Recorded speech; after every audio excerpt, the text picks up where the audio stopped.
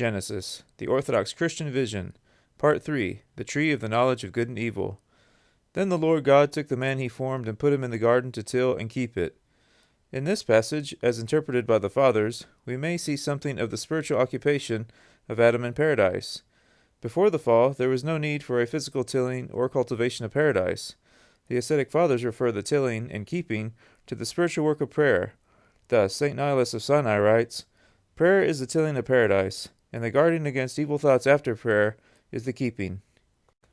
And the Lord God commanded the man, saying, "Of every tree of the garden thou mayest freely eat, but of the tree of the knowledge of good and evil thou shalt not eat of it, for in the day that thou eatest thereof thou shalt surely die."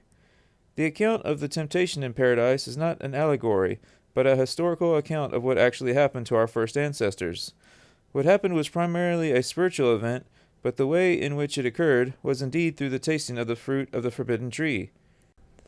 St. John Damascene describes the double aspect, material and immaterial, of Adam's dwelling in paradise.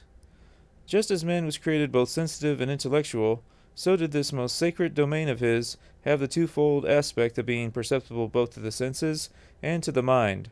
For while in his body he dwelt in this most sacred and beautiful place, spiritually he resided in a loftier and far more beautiful place. There he had the indwelling God as a dwelling place, and wore him as a glorious garment. In his body he lived on earth, and in his spirit he dwelt among the angels, cultivating thoughts of God, and being nurtured on these.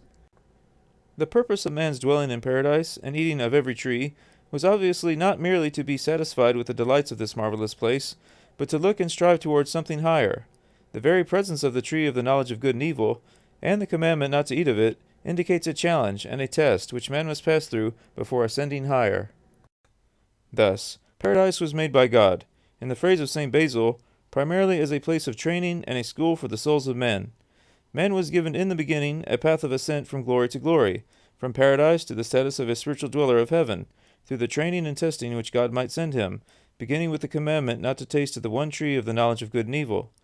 Man was placed in paradise as in a state between that of heaven, where only the purely spiritual may dwell, and the corruptible earth, which came about because of man's fall.